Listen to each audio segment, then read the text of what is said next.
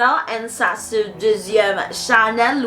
And aujourd'hui, we're gonna be doing another Krik Krak session. And what do we say when we do this? I say Krik, and y'all comment Krak down in the comment section down below. Now in my previous segments, I got attacked. Shit falling off my wall. Let's hope it doesn't happen again, because if it happens again, clearly I'm gonna have to get the place blessed. I gotta watch out for this shit. Okay, the demons is coming after me. Okay, the white demons, and I have to say white demons because I was talking about Dutch settlers that had been destroyed in the last one, and okay, they're trying to kill me. But for this video, we're actually going to be talking about someone who thinks their family has been cursed. Now, we have talked a lot about Haitian voodoo curses on this channel. I'm not sure if I have a dedicated video. I feel like I've talked about it, but I don't know if it's a dedicated video. If it's dedicated, I'll link it down below. If I talked about it in the video, I'll link it down below. But if not, I'll probably do it one day. But don't make on it anytime soon, because I always say that shit and then the video comes out 6 months later and then y'all get mad. So, you know, Pachita, ton video parce que it's gonna take a minute, okay? So, but just check the description box just in case I put anything, you know, about it down there, because it's probably, I feel like I've talked about it before. So if you would like to be on the Krik Krak segment, send your emails to the Krik Krak Gmail. It is on the screen. It is KRIKKRAKCOZ@gmail.com. It is right here on the screen. Please do not send it to my HaitianGirlTries email. That is legitimately for business purposes only. A lot of you guys made the mistake of sending your emails to that email, and I did not get your stories until like a whole month later. So please send your stories to the proper email, okay? And also keep them anonymous if you do slip up and say your name. I'm gonna make sure it gets cut out, but I would love for these to remain anonymous at all costs, okay? Please, please, please, please. And most importantly, if you would like to be on screen and tell your story, please make that apparent in the beginning. Do not put that all the way at the end. If this is a part 1 or a part 2, please also make that apparent in the beginning or like in the subject title. Like, please just make life easier for me, okay? I have a lot of things to do. Alright? So let's get straight into the video. My family is cursed. Hello, Zoe, and blessings to you. Allo, ça classe. Merci beaucoup. Blessings to you too. Alright, so guys, this is pretty long, so get your tea, get your snacks, get everything you need, and most importantly, make sure you smash that subscribe button. A lot of you guys have this habit of thinking you're subscribed because you see my face, but as you guys can see, completely different background, which means completely different channel. I do have 3 channels. My main channel is my The Mademoiselle channel, in which I talk about social issues pertaining to the Black community. I also now started doing commentary on certain shows that I watch, so please feel free to subscribe to that one. And I also have a personal channel now, and I do a lot of lifestyle content and advice videos. You can subscribe to that as well. Everything you need is going to be down in the description and or the pinned comment down below. So like I said, this is a long one, so buckle up. I first wanted to start by apologizing if you catch this duplicate email somewhere else. Thank you. I don't think I have yet, but I'm sure I probably will. Previously, I sent it to another one of your email addresses, and when watching more of your YouTube videos, saw I was supposed to send any of my stories to you here. Okay, it's okay. So here it goes. Also, sorry for how lengthy the story is. It's just that a lot has happened. All right, y'all, like I said, buckle up. This is the story of a generational curse placed on my family, and for the safety of not only me but my family, I'm going to be a bit discreet with the location, people's names, etc. I'm not sure if anyone who knows me watches your channel, so I want to give as much detail while being as discreet as possible at the same time. Very fair, and I really want you guys to do this as well when sending in your stories, because it's been insane how many people that I found out watch my videos, and then like they come up to me and they're like, oh, you read the story of my sister's cousins, this, that, and I'm like, oh shit, yeah. And then next thing you know, people beefing, yeah. So please be discreet. I won't give my real name or age, but I am a woman of African American descent. Just a little bit about myself. I am a magical practitioner. I have some books in the making and would love to send you free copies once they are finished if you are interested. I focus on Egyptian deities. Though I don't work directly with her or do honor Betest, I focus on my spiritual path in all forms, from meditation, herbal medicine, protective spell jars, etc. I study a variety of different religions, gods, and goddesses just for the knowledge. The more I research, the more questions I have in Christianity. The dark side of magic fascinates me to learn, but too scared to partake in. And I'm always told I should turn my studies to the ways of voodoo or hoodoo. But again, I'm comfortable in the lane of Egyptian mythology and just studying the ways of others.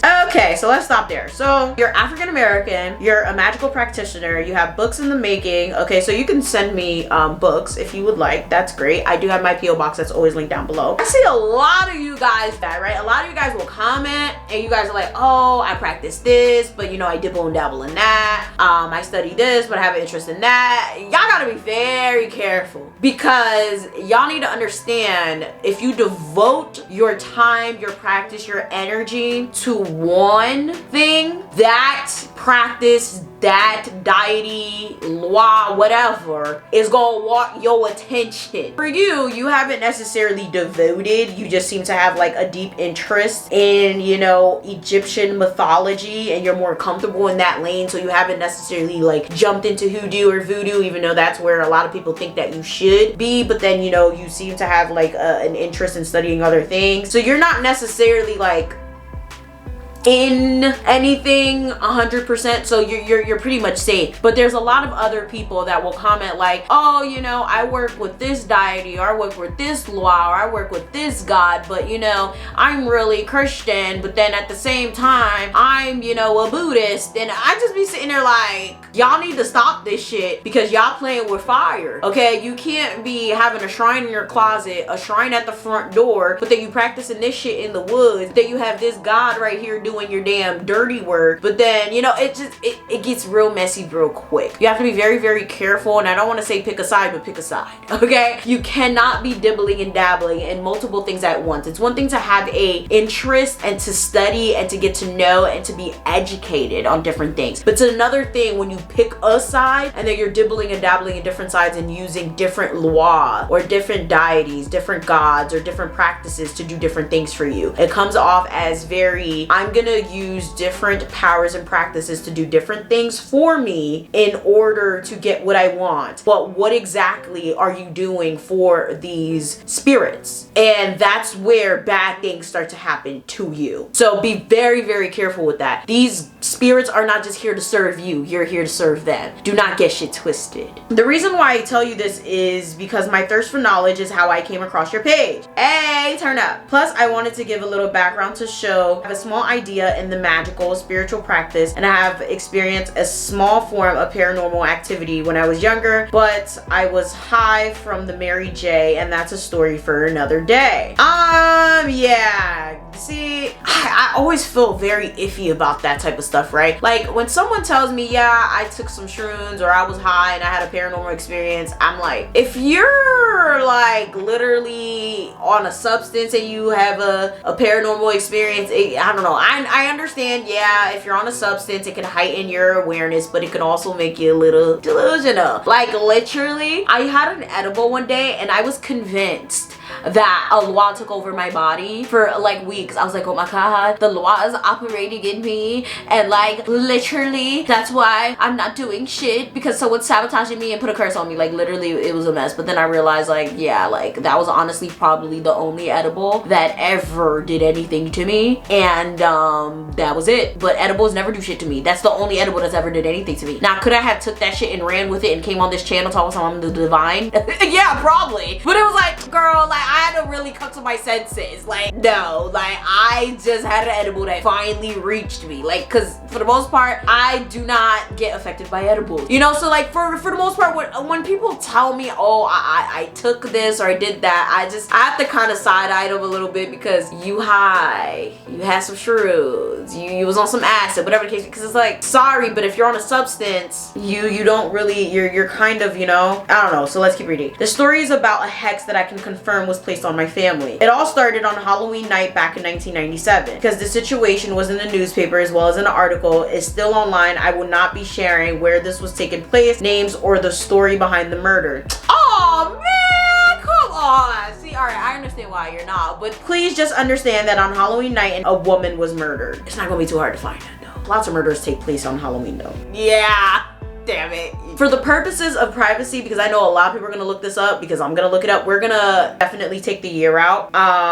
Because since you're not being paranoid, people could probably look this up. I will let you decide though. I actually looked it up and saw a lot of fucked up shit going on this day, and shit blew my mind. Yeah. But on this night, an innocent woman was murdered by the hands of an older relative very close to me. Oh wow. She was innocent, murdered on Halloween's night. A white woman killed by a colored woman. Did we still use the word colored? And I was even told that this person close to me told the woman to hurry up and die. Okay, this is getting dark. I was a child when this happened, but as I got older, I received more and more information. It was also around this time I noticed a strange pattern of my close family, like first cousin, aunts, and etc. Every year in October, there were near-death experiences. Car accidents we were told we should have died in, losing money, jobs, going to jail, etc. Then in October of the early 2000s, my grandmother passed away unexpectedly in her sleep. What started off as a stomach ache and her falling asleep led to her passing away in her sleep. I mean, I don't know. Is that suspicious?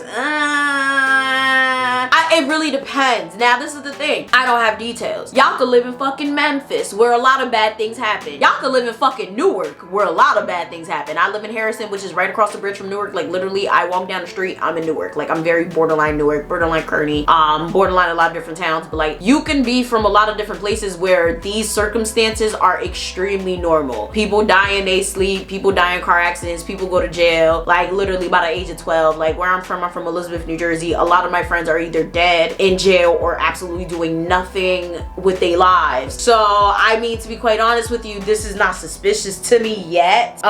So it's like, yeah, losing money, jobs, going to jail, this is normal to me. Like, mind you, I'm literally one of the most successful people both in my family and in the groups of people that I grew up with, right? If we're talking about people that grew up in the hood with me, and we're talking about people like in my family, we're talking about people in my immediate circles, like, I'm one of the most successful. So it's like, this is not far-fetched, but it really depends on where you grew up. Now, if you tell me you live in Calabasas, yeah, this is like, oh shit, it's a little suspicious. If you telling me you live in Miami, not suspicious, because in Miami, we're talking about real Miami, okay? Not the shit that y'all see when y'all trying to turn up and cheat on y'all boyfriends, okay? People that actually live in legitimate Miami, like in certain places, it could be a hard knock life for a lot of people, right? So it really depends. It depends. So like, we don't have many details to go off of, right? So followed by more car accidents, and then September of 2021, my father passed away. His funeral was in October. Well, this is the thing. I don't know how old your grandfather is. Is your grandfather a young grandfather? Was he followed by a bunch of like teenage pregnancies where everyone was super young? Like, was it like 16-year-olds getting pregnant and he was like a young grandfather that was only like 48 type shit? You know, like, or was he like 88 and he was gonna die? Like, I need to know these things, because grandfathers die, fathers die, they're old, sadly. Sorry, I mean, it depends. 38, that's a little suspicious. Even 48 is pretty young, right? We don't know these things. On September 2022, right around my grandfather's passing, my black cat got sick out of nowhere. When I woke up, she had passed. We saw her not eating and said we would take her to the vet, and in the morning, the very next day, out of nowhere, she was just stiff.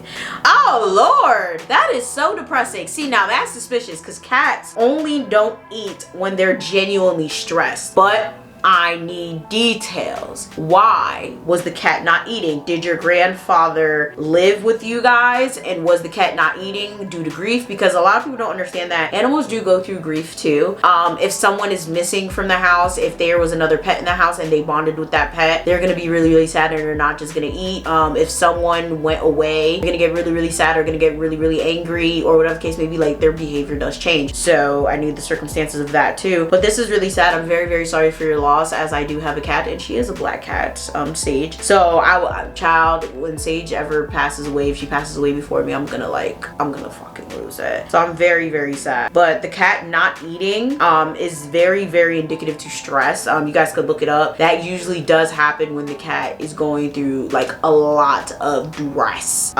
It never happens out of nowhere. That's prolonged. On top of this, ever since I was a child, my mom did say that I did have horrible night terrors. Always the same, yet still different. In some way, the world is ending and I'm trying to save my family, but I can never save them all, only one. Now, question. I need to know when you were born. Did the night terrors happen before or after this 1997 murder that was committed by someone in your family? My night terrors are, I guess, borderline demonic as fuck. I mean, it depends. I can't watch scary shit because of them, but yet I am intrigued to darkness and darker side of spirituality and magic. Yeah, I was about to say that too. Like, I mean, I don't know. In my terrors, I can feel and sense everything. Funny enough, I do know there's a name for that because I've had dreams like that as well. I don't know what it's called right now. Someone could definitely comment down below if you know the name for that, but I don't feel like wasting time looking it up and taking time away from the video. But there's a name for that. I can feel the heat, the darkness. I can hear the snarls and gurgles of fucked up creatures gnawing on flesh. That sounds like hell. Like literally, like literal hell. Smell the iron in the blood. I can feel my fear. I can sense how evil the creatures are. Sometimes it's dark witches instead of creatures trapping my family or people I don't know in little mini houses of terror, and I have to try to find the way out. I thought you meant like feel and sense as in like physical, because I remember I used to have these dreams, and again, I'm sure someone can tell me what this is. Like, I used to have these dreams where like I would get stabbed in a dream and in some way I would be cut in real life. I don't know how that's possible, but it used to happen to me all the time where like if I would get shot in a dream, I would feel like a bruise, or like I would actually be bruised waking up. It's very strange, but anyways, I've waken up in pure fear, tears rolling down my face. I've had to call my family members straight out of my sleep to make sure they're okay. I have to sit to myself for 30 minutes just to verify I'm not dreaming and I'm in the real world. It's fucked up. Truly, I could write a mini book series of terrors and use my dreams for my stories and have people's head fucked up for days. That's some interesting shit. That's a very strange dream. It really sounds like you were having dreams of hell. Like literally, like you being in hell, your family being in hell, either of a foreshadowing, like literally this is what's gonna happen to you and your family. After taking some time to look at all the evidence, I went to my local small spiritual store and explained my situation. Spiritual stores. I don't like those places. I should have did a video about that. I was supposed to do a video about that and I kind of forgot. I need to add it to my list. Yeah, I don't like those places at all. I feel like a lot of them are scammers. But instantly she pointed me to a set of hoodoo candles that only break the hex, but send that shit back as well. I felt the energy they gave off and was down for the cause. I had my hubby and brother with me. As I get to the counter, the lady who owns the store, who I've been shopping with for years, hands me dragon's blood incense, which I do own at home, and tells me for extra protection and tells me they are free. Oh, they better have it free, because at this point, shit. The moment I take the candles and incense, I feel a sharp pain in my stomach. Uterus just all in my insides to the point where I have to kneel and lean on the counter. I don't have time for this. She tells me to take a shower and to wash what I can off before starting my ritual and wishes me protection and luck. When I saw the car ride home was miserable. Wait, I don't get it. When I saw the car, maybe she meant to say when I was in the car I was miserable? The pain got so bad I threw up twice, which I never throw up. Yeah, you're cursed. Now this is verification because everything else was kind of circumstantial. You're cursed, and it's a bad curse. It's a demon curse. It's a curse. Like, it's like, yeah, they cursed you, and I'm very sure whoever your family member killed, their family cursed you. And it's one of those, it sounds like a lineage curse. It sounds like one of those, like, Haitians do them all the time too. It's one of those, whoever murdered you, their whole family's gonna suffer for what they did for the rest of eternity type of curses. And you don't break those. From what I understand, you have to, let me get to the end of this. It's a lot of shit. Like, I don't think those get broken. I never heard of anybody breaking them anyway. I have to ask my parents about that one. I was sweating, hot, hunched in a ball. I mean, I was in so much discomfort. Like the family knew what I was up to and wanted to give me all the hell they could. Now they sent a demon or some sort of deity after you, and they were definitely watching yo ass. That's what that is. Long story short, I got home, I did my ritual, which for safety reasons, I don't feel comfortable sharing the ritual process, which you shouldn't. But it worked. Instantly, I felt a weight lifted off my shoulders, and later that night, I had a dream. It was of a white man who I don't know, but as mentioned, always see in my nightmares. He was in an attic trying to open a door, and I told him don't. A few more things transpired, but just in case that man in my dreams is a family member, I don't want to put the full dream out there. At the end, I see my mother holding a child I saved, showing innocence and that the curse is broken. Now I feel a weight lifted. I can see positive changes for me and my family. I embrace October now instead of fear. I have a better grasp of my emotions and a better hold of my depression. I don't feel crazy in my head anymore, and this experience truly solidified what I do and don't believe in. I still have vivid dreams and believe I always will, and I believe my hubby is an interpreter because he's interpreted one and said it's telling me and my baby cousin will be born December 31st or February 1st, and he was right. Before my cousin even knew she was pregnant. Amongst other dreams he has dissected. So I feel my vivid dreams will always be around, but at least they are no longer nightmares. I will do an extreme cleanse on my family once every month just because I don't know if relatives alive still hold a grudge. The child of the woman whose life my close relative took reached out once to me years ago through social media account, making it clear she had no ill intentions for my relatives. You should keep doing a cleanse because this is the thing with these things, they're very, very tricky. Sometimes it may come off like, yeah, the curse is gone and you can just do a little ritual, but a lot of times, no, that's not how it works. And you can't just do it by yourself because if you could do it by yourself, everybody's hex would be broken. I don't even know how to explain it, but I'm gonna get to it. Let me just finish the story first. What they did was wrong, yes, but that doesn't justify the actions and lives you took from the rest of the family. And at this point, my relative who committed the crime is off limits. Where are they now? I want to know, first of all, I want to know, where are they?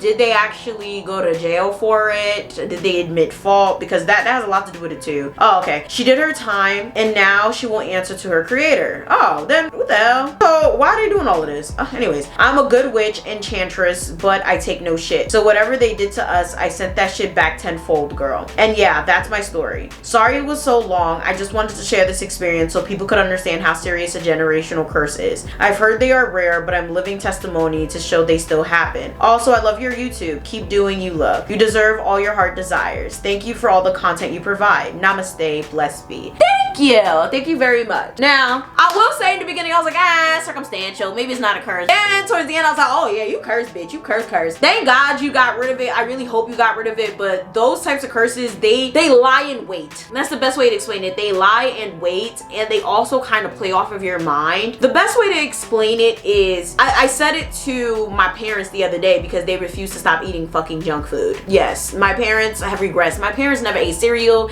never ate chips, never even drank juice. Now all of a sudden they out here eating bullshit. The thing is with a lot of Haitian people and shit, let me say foreign people, Hispanic people, they love to put pressure on spirituality and, you know, hoodoo, voodoo, whatever the case may be, when bad things happen to them. Oh, they died out of nowhere. It must have been a hex. It must have been a curse. It must have been voodoo that killed them. No, voodoo don't have to kill you because you eat like a fucking pig. You eat a bunch of junk food. Voodoo ain't have to kill you. The Loi didn't have to kill you. A deity didn't have to kill you. A spirit, a demon didn't have to kill you because you was killing yourself anyway, right? And what a lot of people need to understand is sometimes nobody has to curse your ass because a lot of times you're already a bad person. A lot of times you're already doing fuck shit. A lot of times you're making these people's lives easier. Not only by either being paranoid, doing fuck shit in your life, doing fuck shit to other people, but it's like if they don't kill you, someone else will. So sometimes for a lot of people, there is no curse. There is no hex. There's no nothing. Because you eating like trash, you treating other people like trash, the trash is gonna take itself out. Okay? That's just, it is what it is. So in your case, I think there was one.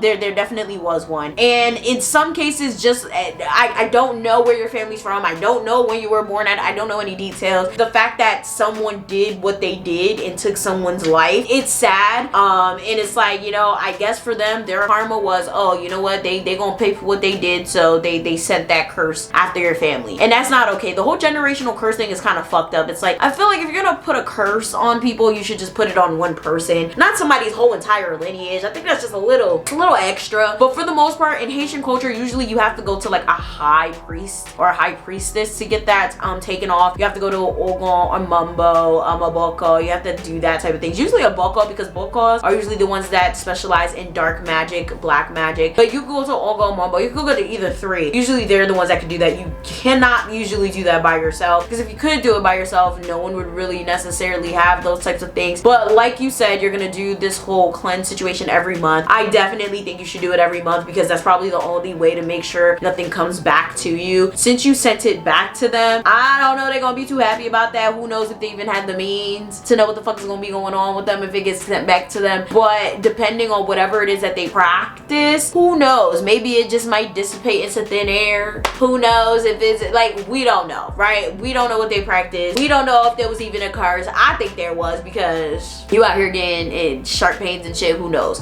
But of course it could all be in your head. I don't think so, right? But it's a plausible explanation. I don't think it's all in your head. The sharp pains as soon as you got to the spiritual shop, like, come on now, right? I'm really sorry that happened to you. I'm really sorry you had to go to extreme lengths yourself just to essentially get rid of that curse, and that you had to go through multiple losses, and you know, your families ended up in jail and all of that because of it. It's very, very unfortunate. If any of you guys are going through something like that, make sure you do go seek spiritual help, because sometimes it may not be environmental, but sometimes it may be environmental. You know, some people just ain't shit, right? If you know damn well your family members are out here selling drugs and doing goofy shit, I mean, at the end of the day, like, you can't just be like, oh well, the family's cursed. Like, you know, it is what it is, right? You know, but if you know, like, they're literally being persecuted for absolutely no reason, if you know, like, people just dying left and right and it's strange, like they're, you know, dying in their sleep type shit, there's something to be investigated there. With that being said, make sure you guys like, share, subscribe, do all that. Again, send your stories to the Krik COZ Gmail. It's right here on the screen. That is KRIKKRAKCOZ@gmail.com. Make sure you guys check the description and or the pinned comment for more information. If you would like some merchandise, if you want to subscribe to my other channels, everything you need is linked down below, and I'm gonna see y'all next time. Bye.